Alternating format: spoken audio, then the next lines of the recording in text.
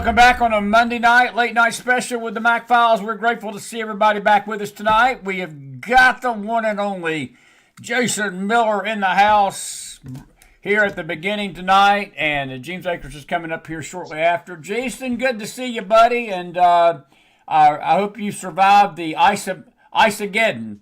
We won't call it Armageddon, but we'll call it the Tennessee Ice-ageddon of 2026. How are you tonight, my friend?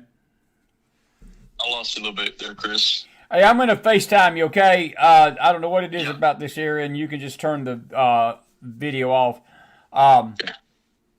There we go. That's a lot better. Good to see you, man. Yes, sir.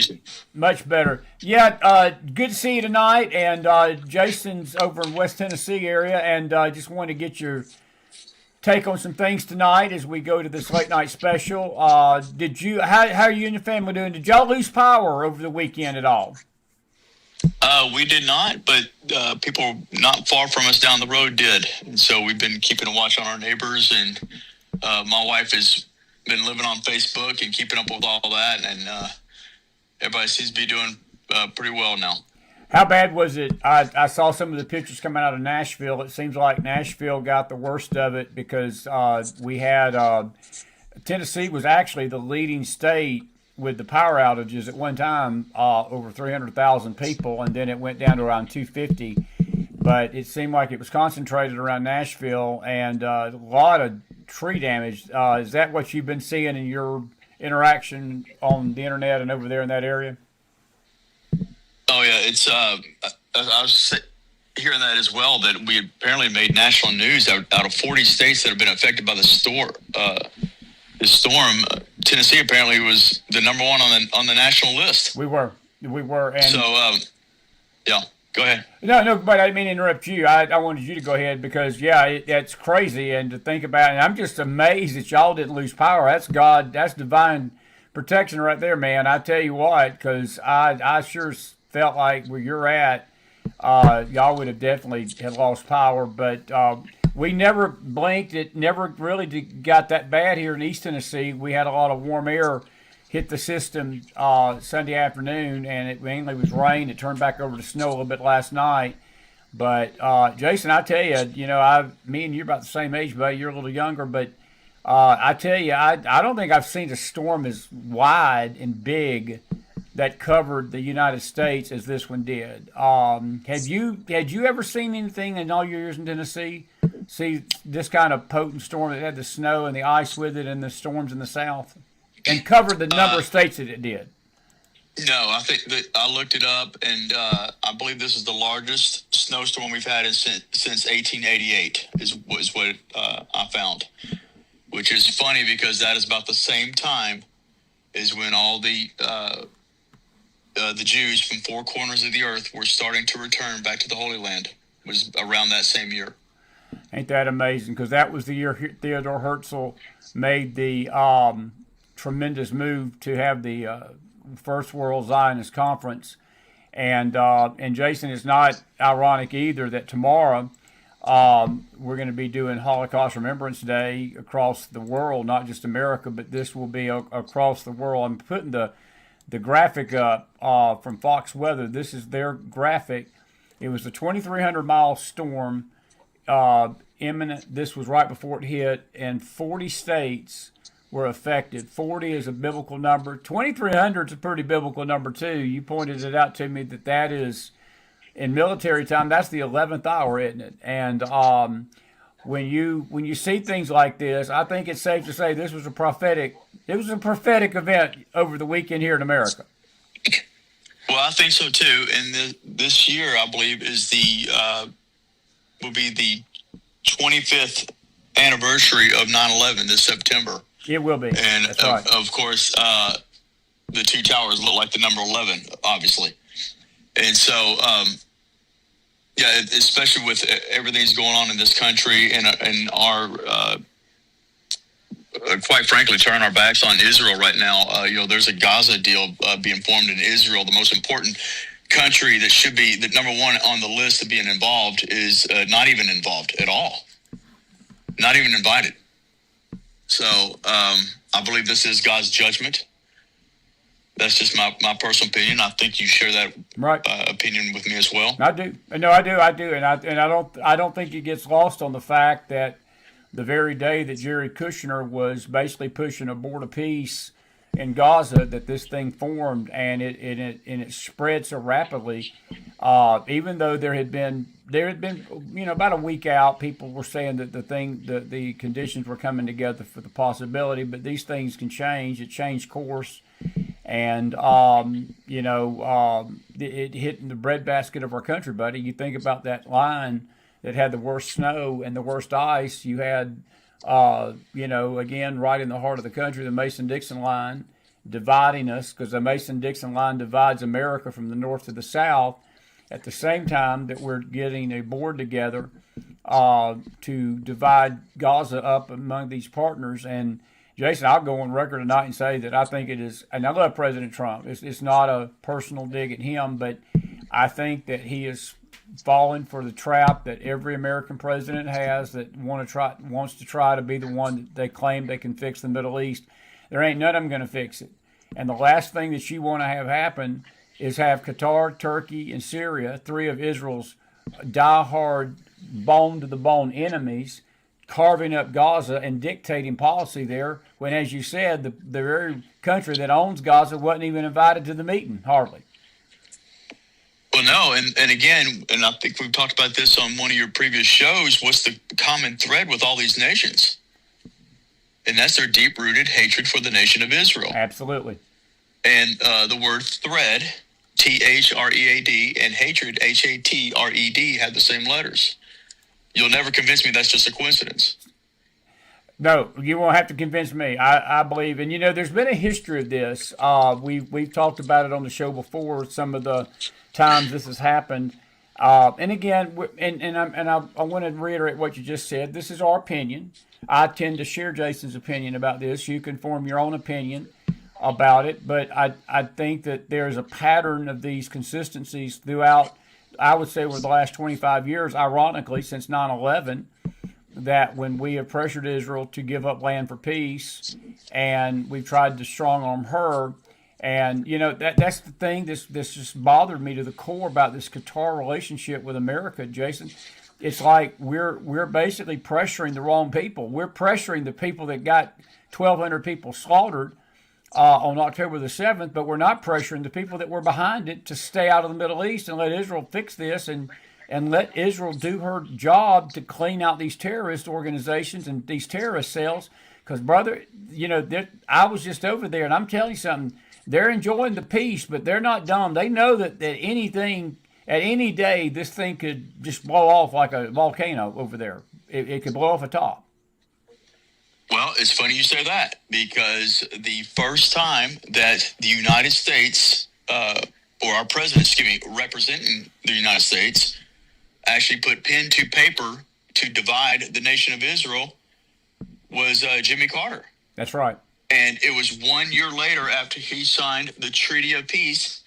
Treaty of Peace initials are TOP, T-O-P.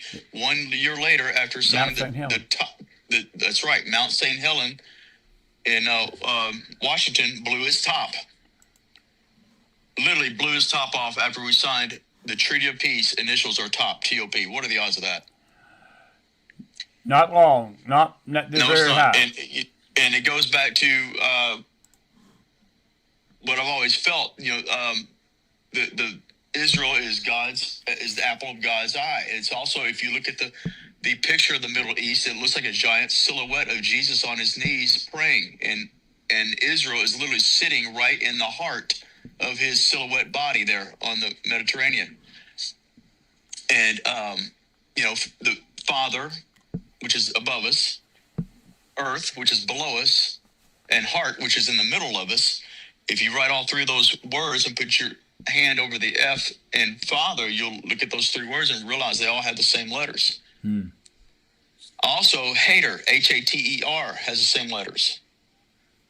So if you don't have the Father in your heart, you're probably going to be a what? You're going to be a hater. And that's exactly what we're seeing across this country today, Chris. So not only are we hating on Israel, we're really joining forces with all the people that hate Israel. In this country, we have a fatherless country. That's so true. And all these, with the awful, the American white liberal, help me out. How do you spell awful? AWFU. So American white female urban liberals, right? There it is. Right. American white female urban liberals. Awful. They're awful. So good. And yeah. And so they're, and I guarantee 90% of these don't have a father in the home, or certainly not a spiritual father in their hearts. And so they're the vast majority of these protests are the awfuls in those crowds. Well, you just nailed it, and I had not even put the two and two together just now until you just said that, because you've got people that hate America rioting in the streets of America while we're shaking hands with haters of Israel. And Jason, I guess the most craziest thing about this board is when Trump extended a invitation to the Pope, and the Pope has done nothing but accuse Israel of genocide and accuse Israel of killing kids from the day that he took office. And again, you're dealing with haters, and in what we reap, we sow. And we're literally being divided right now. This country is divided in two. That Mason-Dixon line is important because you had some of the worst damage of ice, not the snow, even though the snow caused a lot of problems, but that ice caused a damaging strip right along the Mason-Dixon line of northern Mississippi, Tennessee, Virginia, West Virginia. And you look at that, that's right in the half of the country, bro. That's half and half. And again, I know that there's a lot of people that just totally reject that analogy. They just reject that thinking. But again, there's a pattern of this that goes all the way back to Bush Sr. And you mentioned Jimmy Carter. Carter basically stuck a gun in Israel's back to make them have peace with Egypt. And Israel got hardly anything. And it wound up costing Anwar Sadat his life, the Egyptian president, because he got assassinated just 2 years after that event. And Menachem Begin lost political power then. And even though that peace is stuck, Israel has always been on the one to bow down to Egypt. Egypt has caused Israel some problems because of the Gaza Strip, because the Gaza situation is an Egyptian situation, isn't it? Yes, it is an Egyptian situation because they built a wall there to keep the quote unquote Palestinians out. I don't call them Palestinians at all. I don't believe that they exist. These are Egyptian and Jordanian rejects, for lack of a better word.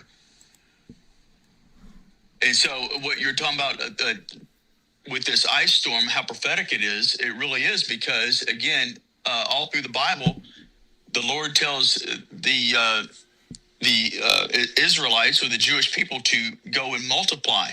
Well, if you would like to do a math equation, multiply is times. Well, times, you multiply something or you times it. And times spelled backwards is only one letter away from being the word Semite. Times or Semit, and then a little e there. It's and so there. If we're not multiplying, God will divide us. How we treat Israel is how He'll treat us. And it's funny that we're talking about how we're being treated in the West here, because I was talking to my wife earlier, and she mentioned a neighborhood which is over here in Franklin. It's about 15 minutes from us, called West Haven. And she said, she just out of the blue told me that this West Haven neighborhood was really, really bad, which is funny because when we moved over here about 15 years ago for our special needs child, moving over here from Murfreesboro, for about 30 minutes, I first looked in West Haven as a new development. And then we settled out here in Spring Hill, which is funny because Tel Aviv in Israel translates to Spring Hill in English. Right. Let me jump in right here. Is it Spring Hill the city that's sort of like the sister city to Jerusalem, or is it your city, Franklin, or is it Spring Hill? Because I know one of those cities they are connected to Israel directly, correct? Well, that's what I was just telling you. The Tel Aviv in Israel, the word Tel Aviv, the Hebrew word, translates to Spring Hill in English. Wow, got you. Okay. What are the odds of that? All these odds are low, brother. Go Very ahead. low. But going back to West Haven, it dawned on me about that name, West Haven. Well, that's kind of like us in America. We have a little haven here in the West, and of all the neighborhoods she brought up, West Haven was devastated by these trees with this ice storm. Right. And of course, look at all the violence going around our country. I think I've thrown in the chat several times, the word violence and love in ice have the same letters. Wow. The love of many will grow cold, and violence will abound. And violence and love and ice have the same letters. What are the odds of that? Yeah. You can't make this up. It's all prophetic, and you're exactly right. The love of many will grow cold, wax cold. We have this major ice storm, and by the way, the funny thing is, this was supposed to be a snowstorm until this heat came from south of us and pushed the snowstorm up north, and then it was just like, so literally overnight we turned into an ice storm, which has just devastated this area. Yeah, because Tennessee was supposed to get the snow that Kentucky got in the capital, because they were predicting, even in our local forecast here in East Tennessee, they were expecting 8 to 12 inches, and it went down. We got nothing. We didn't even get a dusting hardly on our yard here, but it did turn into the devastating part of it. Do you feel? And again, go ahead, buddy. Yeah, it's funny you brought up the 8 to 12 inches, because 8 and 12 are very prophetic, again, with the nation of Israel. And we had the major earthquake in this country in 1811 and 1812. The War of 1812 broke out right after that major earthquake, the New Madrid earthquake. And, of course, that was the only time in our U.S. history that we know of that the Mississippi River ran backwards. How about that? Well, all these hard leftist sanctuary cities go up and down the Mississippi River. That is so true. It's starting at the top. And what city is that at the very top of the Mississippi River? Minneapolis. And it goes all the way down. I really believe that we are in for some real judgment this year, Chris. I think this is just the beginning. There was Bill Koenig.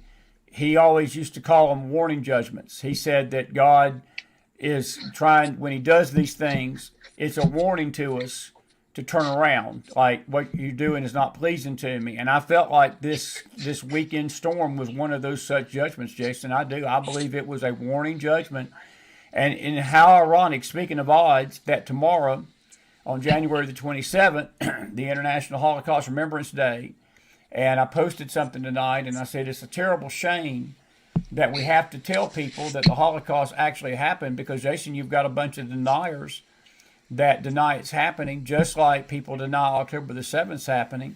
And if you think about it, you've got people denying that people are actually rioting against ICE. In other words, the ICE agents are the ones being demonized tonight, just like Israel's being demonized by the West, and Israel's being demonized by many Christians. The law enforcement that's trying to keep America safe and not being divided are being demonized too, and people are denying that there's even a problem here. It's, what is your favorite saying? What are the odds, right, bro?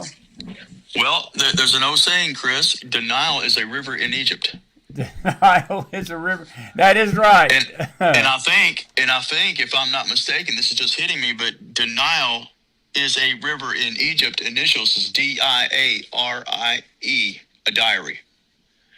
And yes, I realize it's not spelled the same as a diary, Diary, but it's still a diary. That's very true. And I think this is how we're right. This just hit me while I'm talking to you. And a lot of these things that I've seen you, Chris, by the way, hit me literally within seconds. I know, but I don't have a book. I don't have a book written. Maybe I should write a book. I don't know. But the Lord just spills things on me, and I just share them. By the way, here's HEARS and share have the same letters. Yeah. So, but yes. So,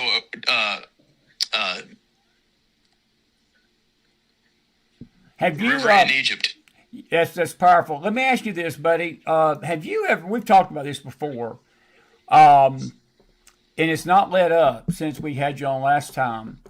But has it shocked you the level of the anti-Semitism in our nation as we honor the dead tomorrow? And I hate to use the word honor the dead. That sounds bad. We commemorate what happened back almost 80 years ago now, 90 years ago at the Holocaust. And really, I would say that tomorrow we should be honoring the victims of October the 7th because, Jason, that attack was probably the worst attack Israel had on its nation and its people since the Holocaust. But you've got deniers out there, even tonight, that swear up and down that Israel made all that up, that 6 million people didn't perish, bro. That's as demonic and deranged and delusional as you can get.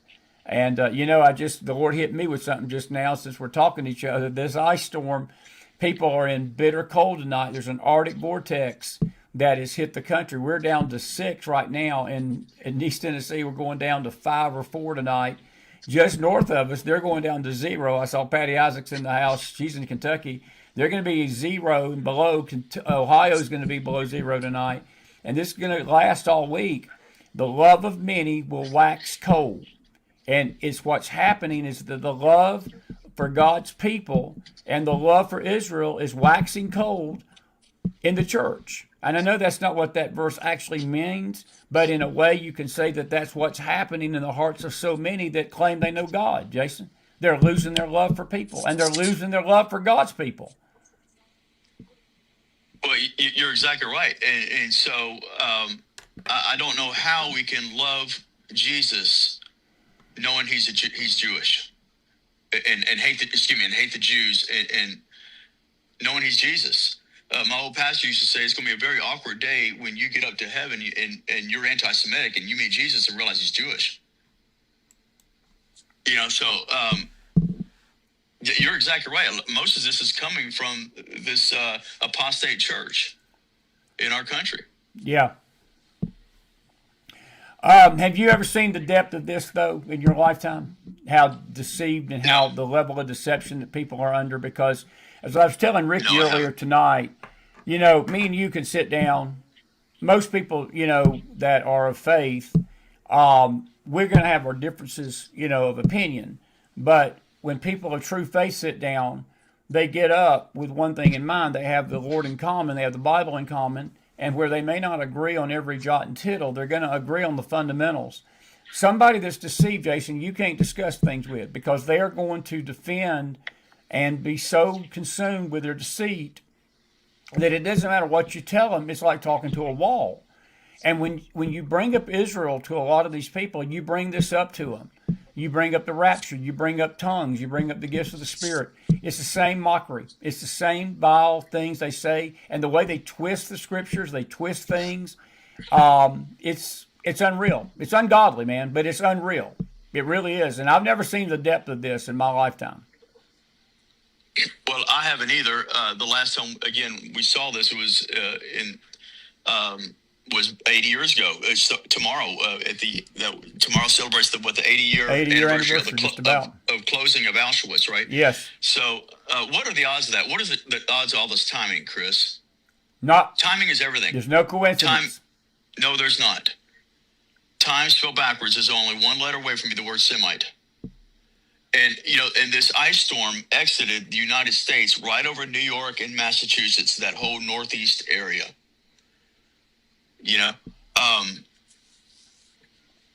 Middle East initials are ME, like me.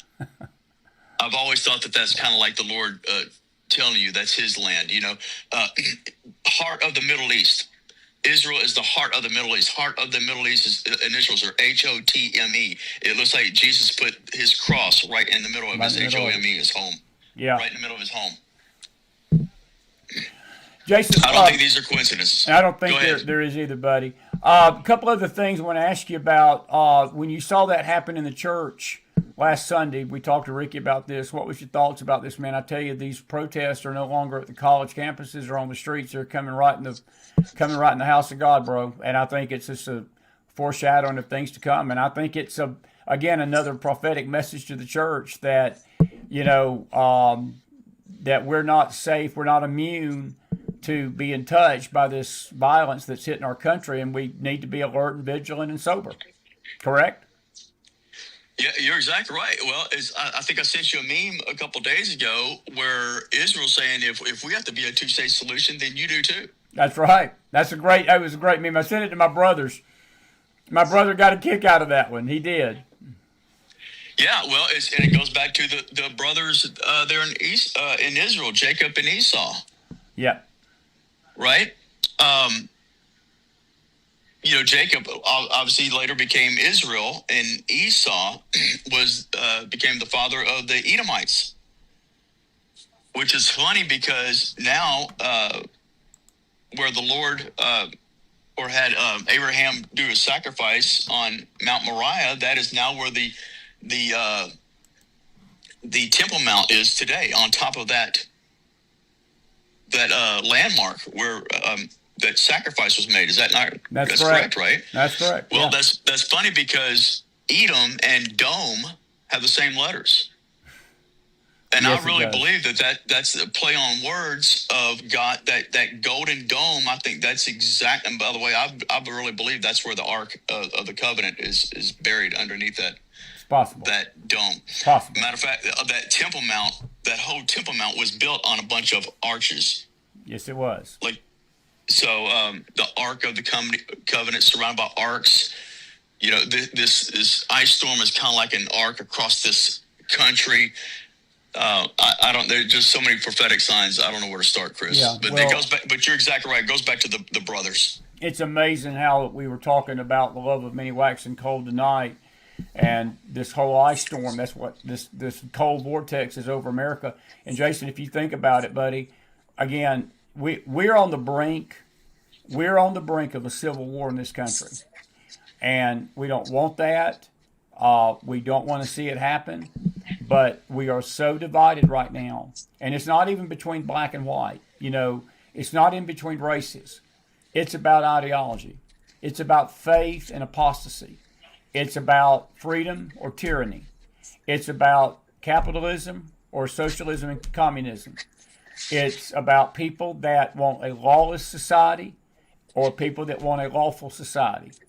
And this dividing line is growing more and more and more distinct. And I think that the message tonight that we're trying to get across to folks is that with this division, when you got two sides to a situation, you better take a side.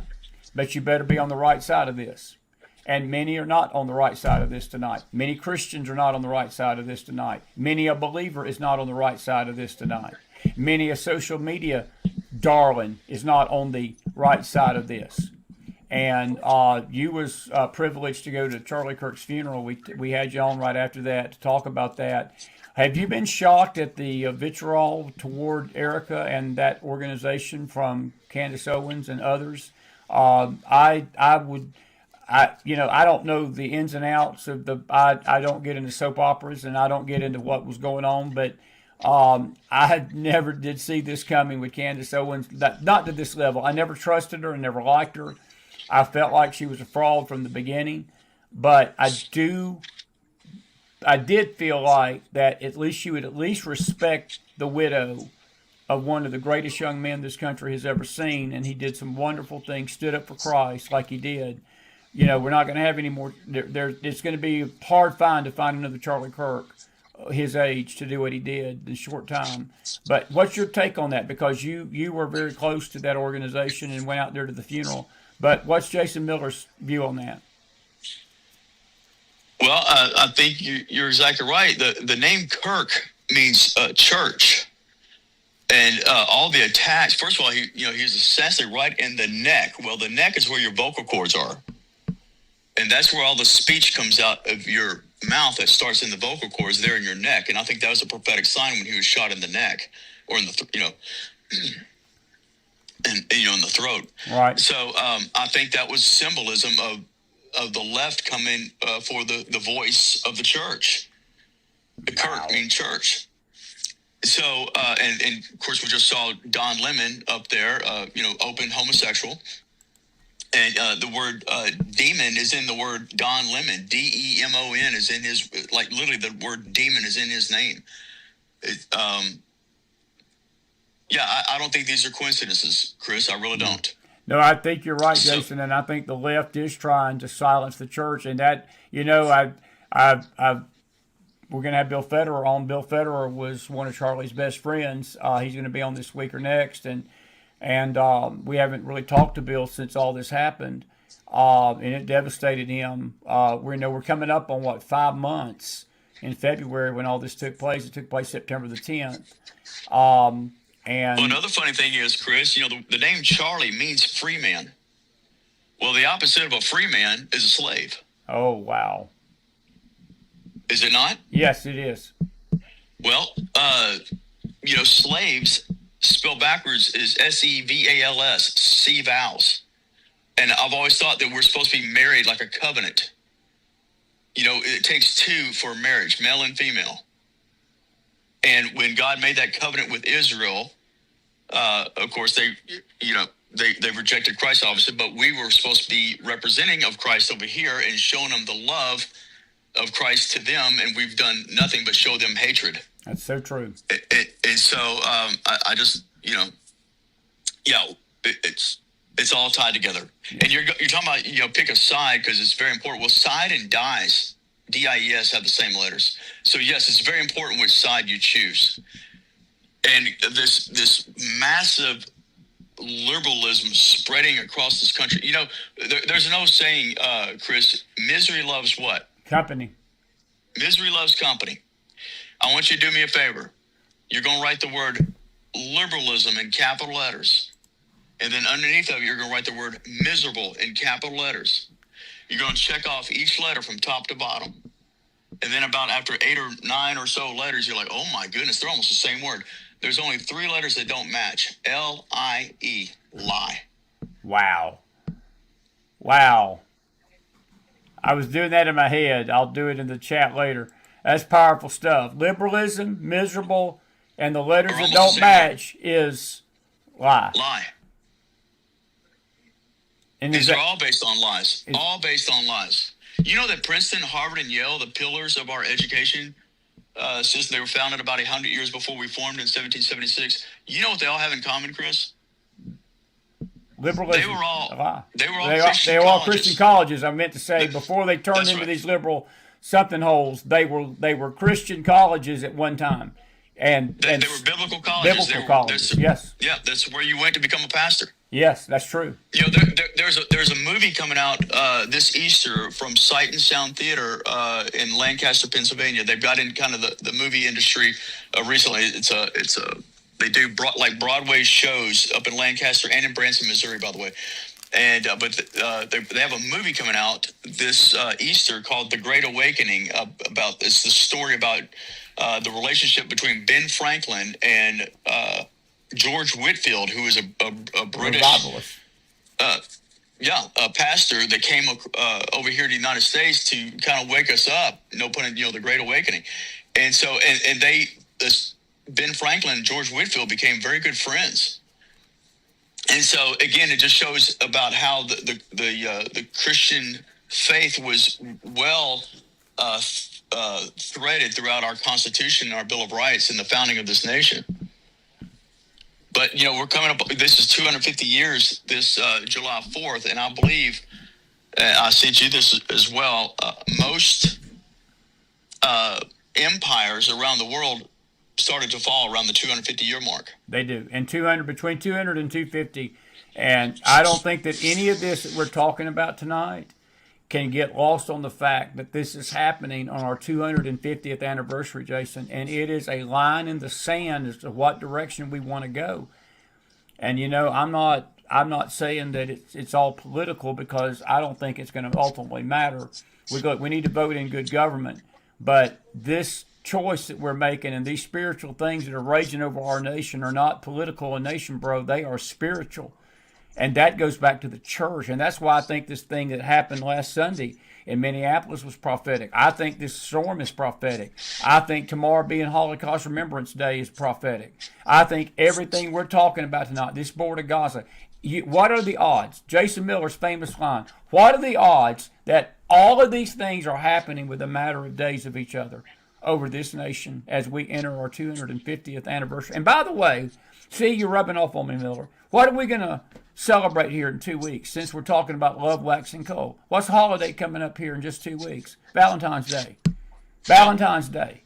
When the country's going to turn and and give flowers and chocolates and hugs and kisses to their better half and their spouses and girlfriends, at a time that the nation itself is so far from that feeling that you can't see straight. We are a divided, hateful, hating one another nation. It's sort of sad to think about that, isn't it? It really is, but I'll be honest with you, Chris. When you say that we're hating each other, I'm not quite sold on that yet, because when everybody, all those demonstrators went into that church headed by Don Lemon, which demon is in Don Lemon, they went in that church. I didn't see anybody fighting back or screaming at those. Good point. They were very. So I'm a little reluctant to say we're hating each other. I think it's one-sided right now. I'm with you there. I'm with you there. Go ahead. I got something to say, but go ahead. But certainly, they keep pushing us. We're not going to just lay down and hopefully we don't lay down and let them just walk all over us. But buddy, you just made a good point, and I probably should have worded that a little better. The hate is coming from one side, because Christians are not. We don't go burn cities down when we don't get our way. There was not one effort to kill anybody on the left during the 4 years of Biden. We prayed against his schemes. We cried to God. We vomited most of the time his decisions. We watched our country be drugged through this mud of perversion. We watched this country being drugged through the mud of illegal immigration. Look, the very reason we got these ICE agents in these cities, Jason, is the fact that the government's failed us during the time of Biden and others like Obama.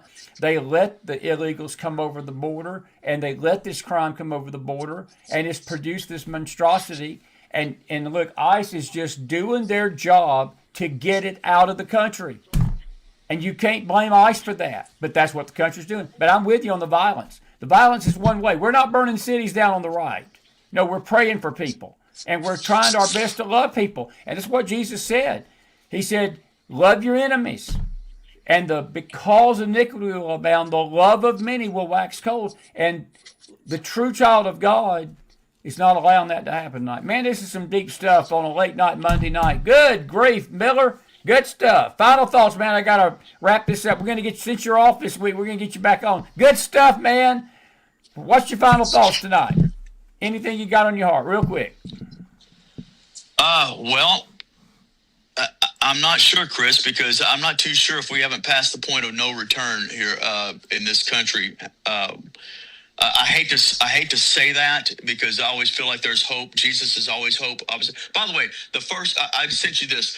The first 5 letters of the word Jerusalem. Do you know that Jesus' name is almost in that is Jerus and Jesus are only one letter apart in the alphabet from R to S, from being his name in the word Jesus, being the first 5 letters of Jesus, Jerusalem. That is so good. They're almost the same word? There they are. That's so true, He is literally Jason. only one letter away from having his name as the first 5 letters of Jerusalem. And I think that's going to change very soon, by the way. Yeah. Not that Jerusalem will change its name, but you know what I mean, that he will show them. By the way, not only are we doing the 80-year anniversary of Auschwitz tomorrow, we're also doing, there's an anniversary of Kaduri, the Israeli rabbi who passed away. His anniversary of his death is like this week, either tomorrow or the next day. And he actually wrote a letter to the Jews. He was one of the most revered rabbis in Israel. I think he died in 2007. You can look it up and check me. Rabbi Kaduri. And wrote this letter to the Jews, his own people, and said for that letter to not be opened until 1 year after his death. And his son, who is like 80-something years old, I think he lived to be like well over 100 years old, but his son was in his 80s, said that's all his dad talked about his whole life before he died was about the Messiah, who the Messiah was. And he wrote this letter. And so apparently I'm not the only one who uses these first letters of each word like acronyms to kind of see a pattern. Well, apparently he did the same thing. And I think he wrote 8 words, and each letter spells Yehoshua, or Jesus. Wow. Yeshua, Yehoshua, which is 8, I believe it's 8 letters, which again, relates to Yeshua or Jesus. So he basically told his own people that Yeshua was the Messiah. That is powerful. And again, I believe that anniversary of his death is either today or tomorrow. I have to look it up. It's actually the 28th. He died in 2006. He was 108 years old. I'm looking at his overview right now. That is incredible. Okay, so it was in 07 wow. when they read the letter. Yeah. That's right. So, and look at that. So think about 06, brother. That's prophetic. That's 20 years to the day. 20 years to the day. And he was born. You know where he was born? He was born in Baghdad. He was an Iraqi Jew. Isn't that crazy? That is crazy. Nutty. Wow. Because Iraq goes back to the Garden of Eden. Yes, it does, my friend.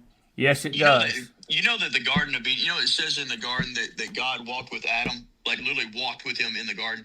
You know that Garden of Eden initials, G-O-E, is only one letter away from the G-O-D, God? G-O-D yes. And G-O-E. It's almost like God put his name in the Garden of Eden. G-O-D, G-O-E.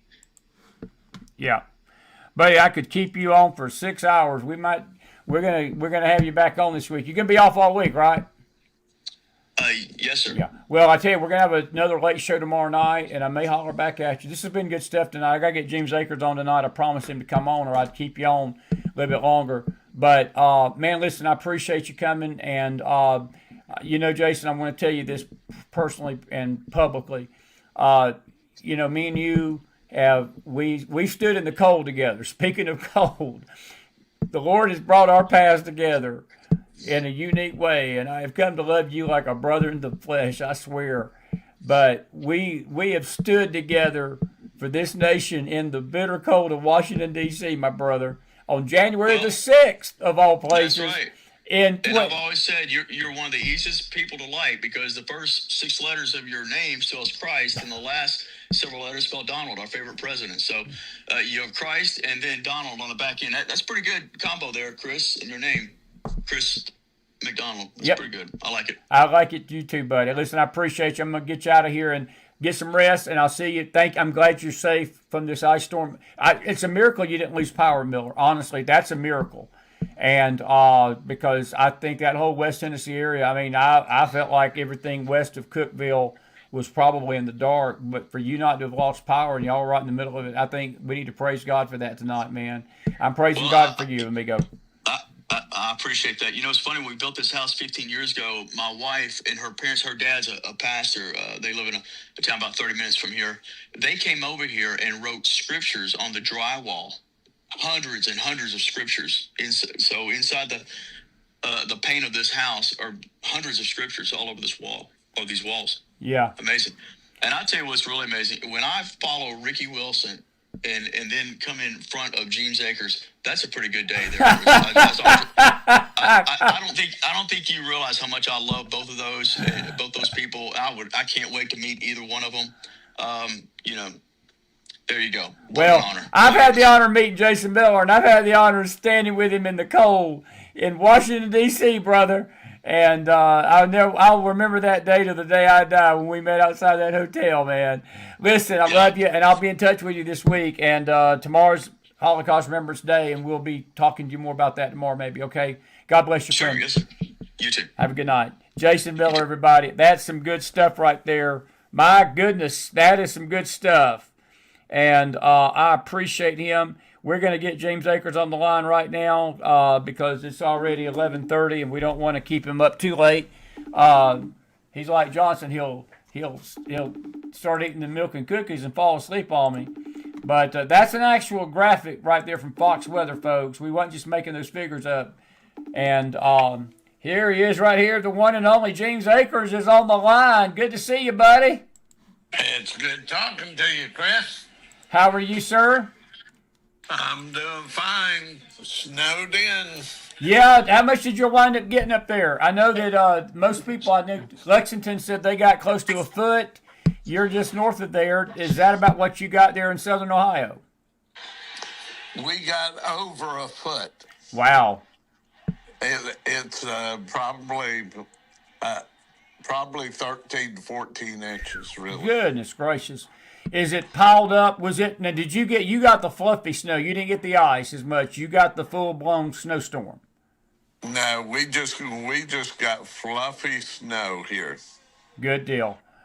Well, I put in a. I'm going to see Johnson tomorrow night, and I'm going to tell him that it is his responsibility to drive to Kentucky and shovel your doorstep. Okay, and I'll see what kind of response.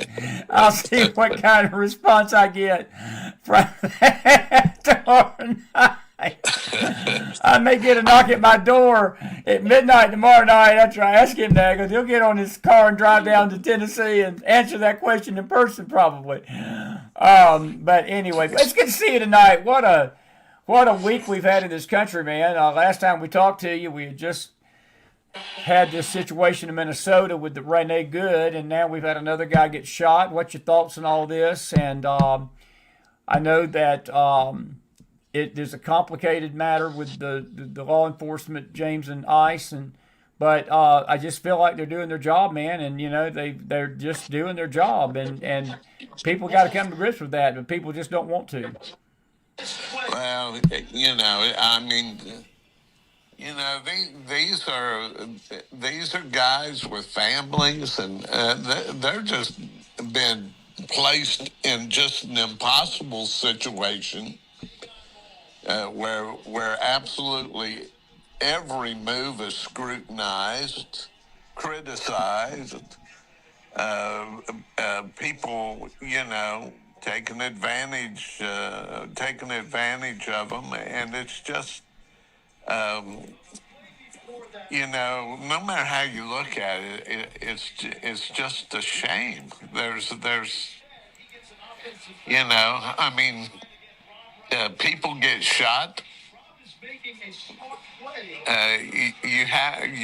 If you're a human being, you have to sort of feel sorry for people getting shot. But then again, there are people that are placing themselves in circumstances where they're absolutely being used by these mouthpieces, and it's just really frustrating. And I mean, I'm frustrated looking at it from a distance. I can't imagine the pressure of those men and women that are on the line with all of this. Do you believe, like I do, that this was justified? Because again, the media is trying its best. There was a report out late tonight that claimed that he accidentally discharged his gun. It was an accident, so they were not justified. But James, you don't bring a gun to a protest, and you don't bring a gun into a crowd of ICE agents to argue with him. That is. I don't care if he had a permit. I don't care if he had 30 permits. That doesn't mean that you carry a gun around waving a gun at law enforcement, bro. You're going to get yourself shot. You're going to get yourself killed when you do that. Yeah. There's. Like I say, it's just an impossible situation, and that people are getting political mileage out of it. Just makes it further disgusting to me. But yeah, there've been some. I mean, there are just some terrible decisions. If you bring a gun and you have several clips of ammo, is that what we're hearing? Yeah, he did. He had several magazines. That's been confirmed that he had magazines with him. And again, what does he think is going to happen? What does anybody think is going to happen if you bring magazines with you in a situation like that? And with the atmosphere already charged, James, it's not like that the atmosphere wasn't already intense up there. And look, if I'm an ICE agent tonight and somebody's approaching me with a weapon, you doggone right I'm trigger happy. It's either them or me, and I don't want it to be me. Yeah. It's we've just pushed this whole confrontation to an absolutely impossible level for these law enforcement types, and then you have these other types that are out to exploit any possible thing that they can use, and it's I really just get sort of disgusted at the whole thing and what's going on, and it's just there are a number of people that are trying to do the right thing, and then there are a number of people that won't accept anybody doing the right thing. Do you? There's And been. those Go ahead. people those people are the ones that are screaming the loudest all the time, and they're just absolutely blocking out any sort of common sense approach to this thing. There is conflicting reports. One report had tonight that Trump is sending Tom Homan up there. That was this morning. And there was another report that emerged this afternoon that he was thinking about pulling ICE out. Then there's another news story tonight that contradicts both of those. Coleman's still going, but Trump come out tonight basically said, "I'm not. These operations are going to continue," and he's warning Tim Waltz and he's warning Jacob Frey, "You either get with this program, or we're going to run over you like a freight train." Do you agree with that strategy? I do. I do not think it was a good idea for him to pull out because, James, if he did, then every protester in every bigger city, I think people are watching this thing in Minneapolis just like they do with George Floyd. And if they can protest and bust windows and throw guns and spew hate and get ICE out of their cities, then they'll do it if they see that it works. Trump's got to be strong right now. And again, I know that this is not easy. None of us want to see violence in the streets. None of us want to see anarchy. None of us want to see lawlessness. None of us want to see people getting shot and killed. None of us want to see women getting shot and killed. But James, you cannot let a city delve into lawlessness, bro. You got to stand up to this. You just do. That's my opinion. Yeah, no, I take it. But you're speaking for about half the population. The truth is, there are a number of people that want to see this situation get worse. I'll agree with that. There are a number of people that do not want common sense to prevail in this situation. There are a number of people that want this whole strategy to fall flat on its face. They have a huge political. There's a lot to lose for them if Trump and this whole strategy is successful in this country. And so I take your point that reasonable people would like to see an outcome which is not one of lawlessness, but we have a growing sector of this country that absolutely want lawlessness and see a way forward for their political and ideological agendas in having lawlessness spread. I totally agree, man. I totally agree. I want to shift attention for you here tonight. It's 11:30. We're not going to keep you much longer. We'll get you back on later this week. We got a full week of shows coming. I will try to get Johnson to go do your shovel your driveway for you tomorrow night. I will work on that for you. Patty Isaac's out there in Kentucky, your neighbor to the south. She said if Brad won't go do your yard, please have him come down and do hers because they're buried in snow too in Kentucky. But it's thank God we got the warm sector. The warm air hit us. We didn't even get any snow at all. We didn't get nothing. We didn't get ice or snow. We got rain. Let me talk to you about this board of peace in Gaza. And we had Jason Miller on right before you, and we talked a great deal. Tomorrow's International Holocaust Remembrance Day, James. And there is sadly a group of people in this country that do not believe that the Holocaust actually happened.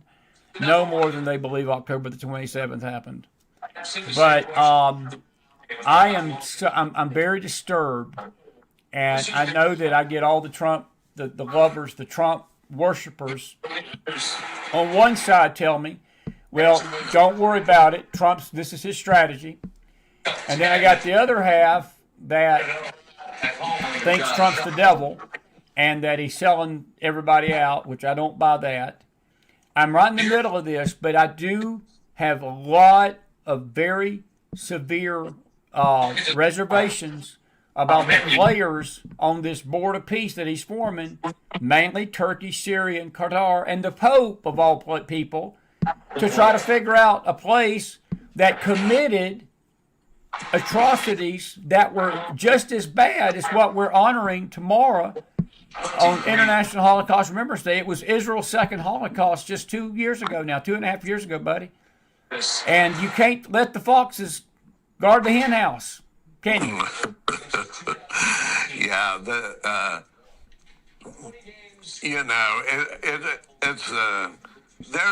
there's just so much dust kicked up in the air. It's just hard to exactly figure out what's going on. I'm with you.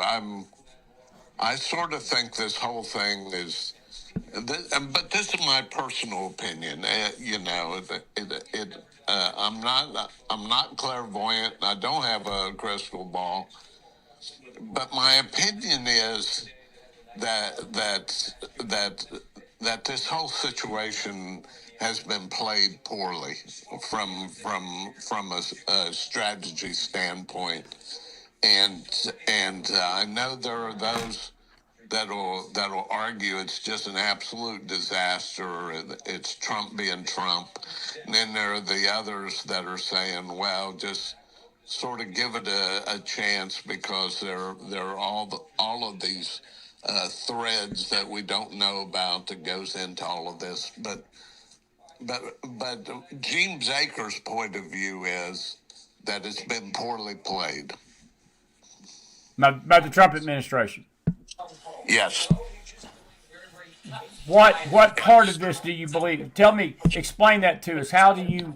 I mean, I'm with you. I agree with you. I do, and I'm very disturbed even by the words I heard Jared Kushner utter yesterday, day before. I'm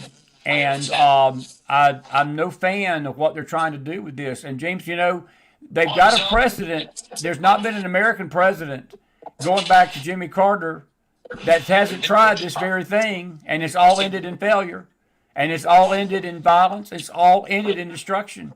And I know President Trump is trying his best, and I appreciate him trying his best, but brother, he's not dealing, this is not Russia, Ukraine, this is the Middle East, man. It's the Middle East. Yeah, it's an entirely different dynamic than we're used to, and we haven't played it well. And I think you put it just right. We haven't played it well for several administrations. It's not just this administration that has played the Middle East poorly, or rather, the Middle East has played them poorly. This is at the end of a long road, in my view, in James Akers' view, of policy failures, and so you can't help but hope for the best, that some common sense prevails, that there's some sort of resolution to this Gaza situation. But in my view, giving Hamas any sort of pass in this situation, which is I think we both know is going to be the ultimate result of this, because just because of what we've done, and because of the dynamics that are going on, political dynamics in this country. It's just, in my view, doomed for failure.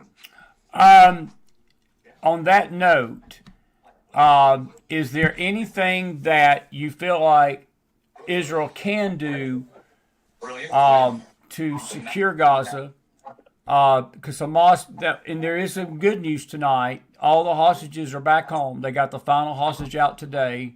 He was dead, but they got his body back. So there's no more hostages there.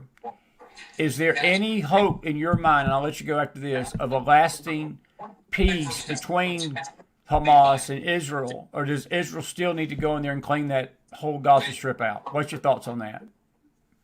Well, there's been just decades of hatred built up on both sides, and you cannot have one side whose entire policy is geared toward exterminating the others, and hope to have any sort of reason. If those people that know the Arab Muslim world the best know that whenever these groups, Hamas included among them, get to a point of weakness, they'll say anything to buy time, and that's what's going to happen here.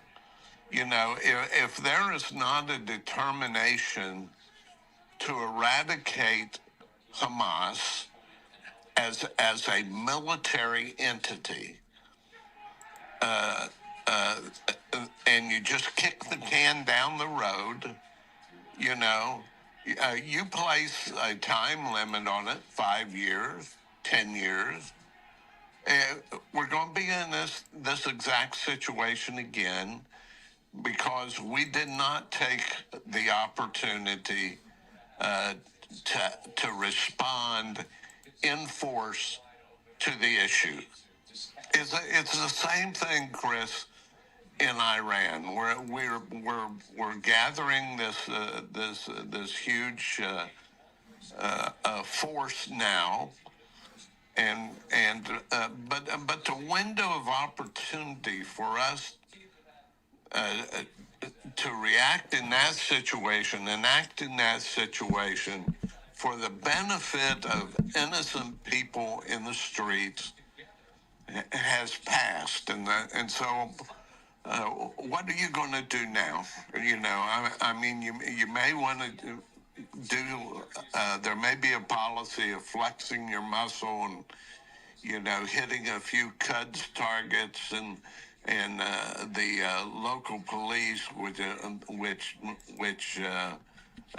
you know, has killed at, what are we talking about? Maybe 3,000 to 5,000 people on the streets now, and the time for us to act there has passed. Yeah.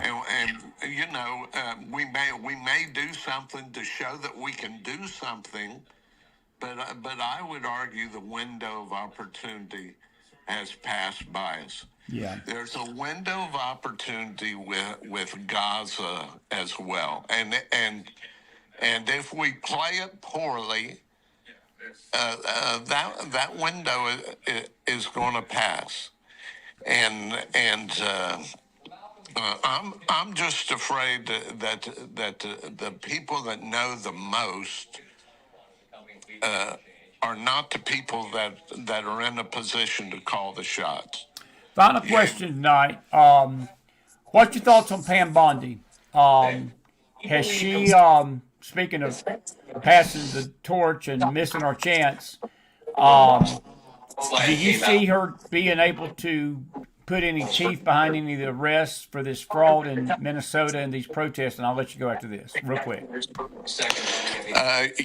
You know, I may be in an absolute minority here, but I think Pam Bondi's done sort of a decent job with an impossible situation. I think she is one of those figures that is going to be convenient to throw under the bus, you know, to buy some political bargaining space. I think that's where the situation's happening, don't you? I think I'm mixed on her, but I see your point. I think that the only thing I would say about her is that she's been her own worst enemy sometimes with some of the promises she's made and the amount of delivering that she's actually delivered. That's my only thing. I think she needs to stay off Fox News and she'll be okay. I'll just leave it at that. But I'm with you, and I understand that. Buddy, it's been good to have you tonight. I know it's late. I'm going to let you go. I'll get you back on later this week. I so appreciate you being with me tonight on a Monday night, and I'm sure the next time we get together, the world will be just as crazy, and you'll be out of the snow by the time we get at you. Hopefully, you'll have that snow gone and melted sometime this week. I'm sure it's pretty up there, and I'm glad y'all are safe and sound, man. I appreciate you coming on tonight. You're welcome. Well, we're safe and sound, but Chris, we're going to be below zero or right at zero until well deep into next week here. All of this stuff is going nowhere. I know. I mean, this is the coldest night of the year. Yeah, it is. Tonight, it's not there. You know, when you have the wind chills going 10, 15 degrees below zero every day, all of this white stuff's going to hang around for a while. I'm with you, buddy, and y'all be safe in that. I'll see you soon, man, and you get some rest, and we'll talk. We'll talk later this week. God bless you, friend. God bless you, Chris. Good night, now. And your listeners as well. You too, James. Good night. Good night. James Akers, everybody. Put some fire in that house, and we're going to open up the lines for you now just for a few minutes, and we're going to let you chime in because we've got a lot of video we could do, but it's late. It's almost midnight, and we've been going right at an hour and about 10 minutes, so we're going to go another 10 minutes, so forth. And good Lord have mercy. I thought we had taken care of that, but I guess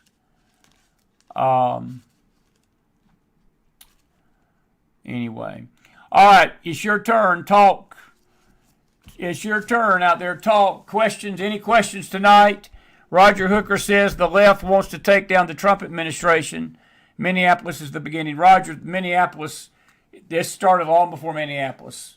Your first part of your question, it ain't just the left. I think there's some folks on the right that want to take him down too. Trump is not liked by anybody. And that's why he can get the job done. This is not a popularity contest. This is not a pastoral contest. Trump's not my pastor. Trump is not my spiritual leader. I don't look to him for spiritual advice. I don't look to him as a spiritual figure in our country, as some folks do. He is our political leader. And this idea that he's got some kind of, and I believe God does have his hand on him, God wants to work through him, but it's going to take the country. We had folks in the early show talking about that, that he's going to regroup and he's got a plan B, and that was all this Q talk back in the day, and we kept hearing that word. Watch the plan, watch the plan, watch the plan, follow the plan. There wasn't no plan. The cavalry isn't coming. And if we the people don't stand up and hold our leaders accountable at the voting booth, because Tim Walz was reelected, Keith Ellison was reelected, Frey was reelected. So the Minnesotan people, I assume, are okay with this. And I'll just leave it at this. God usually gives people the leaders they want. And all of this clamoring and all of this belly aching and all of this complaining about President Trump is going to come back to haunt every one of us.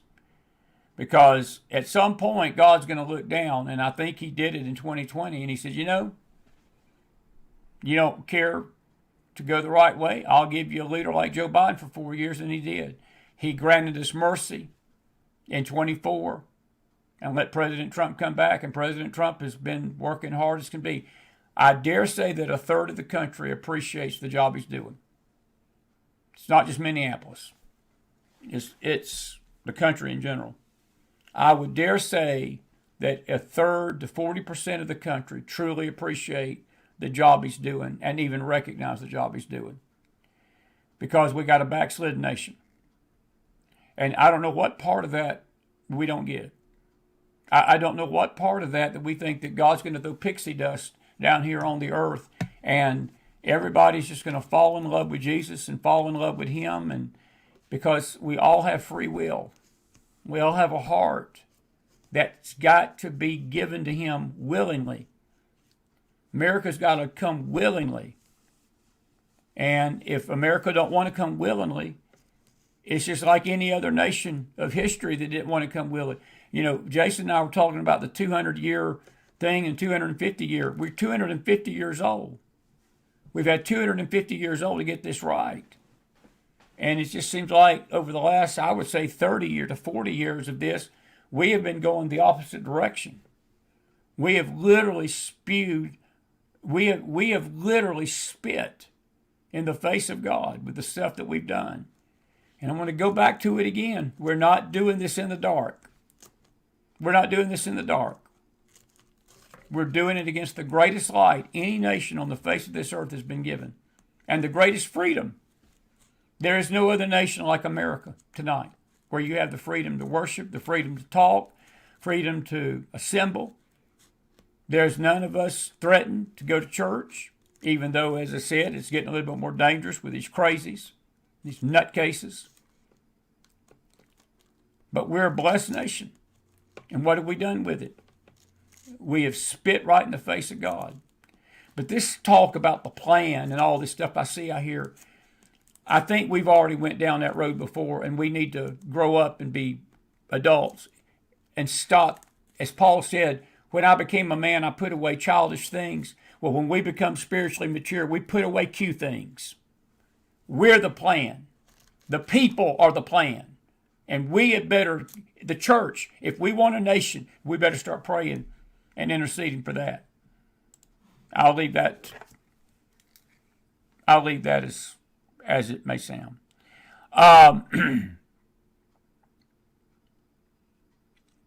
And Deb, y'all, Pat and Deb, you talk about the election a lot, about it being flawed. I'm very aware of that. But that too has to be fixed by the people. The people have got to want to fix it. Carol says, do you have any concerns that Trump may be relying on Kushner too much as far as Middle East policy? Yes, I do, Carol. I do. I think that Jared is, and Steve Witkoff too. It's not just Jared Kushner, his son-in-law. It's Steve Witkoff. Steve is talking into his ear. I get the sense. I watched the Dragon Prophecy today. I was a little underwhelmed by it. It was a good DVD. Dinesh D'Souza did a good job. I was aware of 99% of the stuff that was in the video already.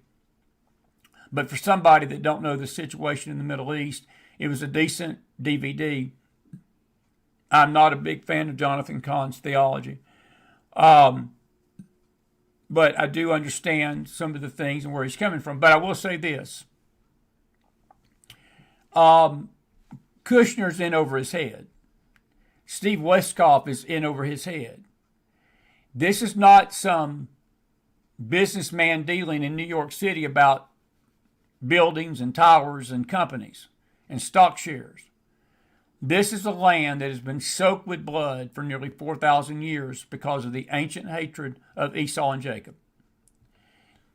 And there has been president after president after president, leader after leader, group after group that has tried to force Israel to give in to the pressure of the Arab world and bring the Arabs to the table in good faith.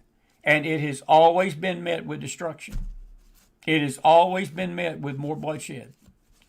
And I'm not being cynical tonight. I don't want to be cynical. I want to have faith. And I think that we've had faith that this is going to get worked out, and we've seen that it never gets worked out. And if we just will understand where the Bible is going with this, read our Bibles. The Bible's pretty much clear it's not going to get worked out until one thing happens. And that's the coming of the Lord Jesus Christ. When he comes, He will ultimately fix this. But before then, good luck. But I'm not a big fan of either Kushner or Witkoff. And I think that I'll agree with your question. He is leaning too much on them. He's leaning too much on them.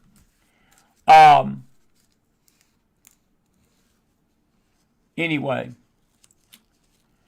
Janice, she says Trump needs to leave more international issues to Marco Rubio, and he needs to put forth a strategy for coming down on the Minnesota thugs. I think he's put that strategy out, Janice. I think that he's got a strategy for that. Marco Rubio, I love Marco Rubio. I'd vote for Marco Rubio for president, but Marco don't have the answer to the Middle East. He just don't. I'm telling y'all, we cannot put our faith in man. You say, well, what do we do, Chris? Do we just let it unravel? No, we don't. But what we don't do is give Israel's enemies a place at the table in a region that launched a terrorist attack that killed 1,200 people and injured nearly 20,000, and then sit there and believe that they're going to form some kind of peace deal in Gaza with the ardent enemy that's vowed to put Israel and destroy Israel.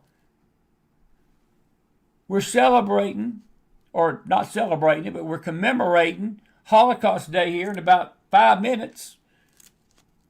And the events of October the 7th was the worst attack since the Holocaust. And then we're telling Israel, well, you've got to come to the table and listen to Syria, Turkey, and Qatar, countries that hate our guts. And the Pope don't like her much either. The Pope don't like her much either. So, Janice, as much as I like Marco, he ain't got the answer. He ain't got the answer. Now, this is just Chris, my opinion. What I would do, I'd go to Bibi Netanyahu. I would tell him, I'd ask him a blunt question. I'd look him eye to eye. I'd say, tell me what you need over here. Tell me what you need to get rid of this terrorist group. Tell me what you need to get your nation in a place that you can feel safe. I know that the land fully is not coming back to Israel until Jesus comes back. But he's not coming back to a Palestinian city. He's coming back to Jerusalem, the capital of Israel. I'm just telling you. But there are things that Bibi can do to make Israel safe. He was fighting a war on 7 fronts just 2 years ago. It's calmed down right now. And as a close tonight, I was over there. I told someone this week. I could tell you this before I went to Israel, and I could tell you based upon what I'm hearing over there.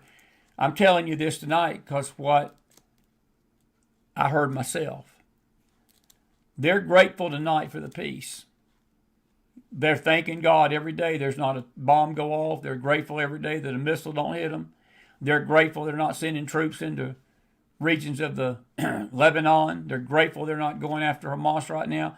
They're taking a collective sigh of relief. That's how the sentiment of the nation is. I talked to so many people, taxi cab drivers, bus drivers, tour guides, other people we met on the street. Precious place. But they're not dumb. They're not dumb. They know good and well that peace could stop just like that. And I don't think they are putting much faith in America as much as we may think they are. They're getting they've called them to the gig that America's not their friend. Not fully. And they realize that they're on their own. And they realize that they've got to protect themselves. They can't depend on America anymore. And folks, as much as I love President Trump, what he's doing is going to be bad. It's not going to be good for Israel. It's going to be good for Syria, Turkey, and Qatar. That's her enemies. That's her enemies. It's amazing. Y'all can say what you want to. If you can, believe Jason, or you don't want to believe him. I'm all with Jason on this. Because the Lord showed me the same thing. It's amazing tonight that our enemies in America are running roughshod over our streets and tearing our cities down. And we've got nothing but chaos and anarchy and lawlessness. At the same time that we're asking lawless, godless nations that hate Israel, hate God, to come to the table and tell Israel what to do about Gaza, a place that launched the second Holocaust of their history just 2.5 years ago. That's an opinion. You can take it or leave it. But I know that they're concerned. But I'm going to tell you something else they're concerned about as I leave tonight. They're hearing every single word that's coming out from the social media. They hear everything that's coming from these haters, everything they're hearing from these anti-Semites. They hear it, they see it, they know exactly how the church feels. They're not oblivious to it. That's why we need to act like Jesus. And my throat is out and my voice is out tonight, so I'm about to say goodbye. I'll amen myself. I'll amen myself. All righty. Let's see here. One final question. Folks, please, I'm not going to say that. I tell people not to do it, and they still do it. I'll deal with it later. Elaine says, my opinion on Pam Bondi is that she was dropped into a corrupt mess that not even 500 men would be able to change overnight until the jackpot's judicial system is cleansed of corrupt judges. Nothing will change. Elaine, that is excellent. That is excellent. That is excellent. Chris Davis says some people are saying that President Trump is bending the knee to Waltz just because he spoke to Waltz over what's going on in Minnesota. What's my thoughts? He's not bending the knee to him. He's not bending the knee. But, Chris, they're losing the PR war right now with what's happening.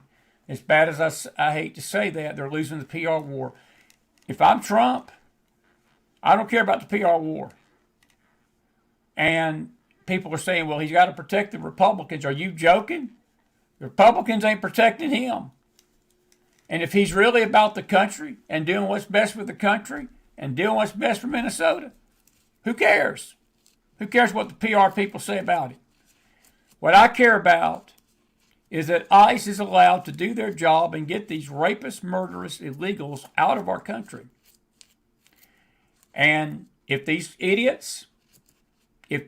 stupid idiots in Minneapolis want to bring guns, try to run ICE agents over and think nothing's going to happen to them, and they think with their deluded mind that they're not going to get hurt in that, you can't do nothing about that. If Tim Waltz and Frey are up there saying get the F out of our city and get the F out of our state, you can't do that. Because what you're going to do is give a blueprint to other states and other agitators that are salivating at the thought of getting ICE out of their state. They're looking at Minnesota and saying, well, we'll just go burn everything down and ICE will leave. He wouldn't be leaving under my watch. And it don't need to be leaving under Trump's watch. And he said tonight basically that they're not going nowhere. So I don't think he's bowing the knee to anybody. Good question. Good question. Elaine, your point is so well taken. That is a great point. These judges have a lot to do with that. They have a lot to do with that. All righty. I'm done tonight. Love you much. What a Monday night. Good stuff with Ricky Wilson. Good stuff with Jason Miller. Good stuff with my dear buddy James Akers. And we got some more good stuff coming tomorrow night. Brad Johnson and Carla Nicole and Christopher McDonald. And we will talk about the International Holocaust Remembrance Day more tomorrow night. And please don't forget that tomorrow. And say a prayer for the Jewish people and the Jewish nation. All righty.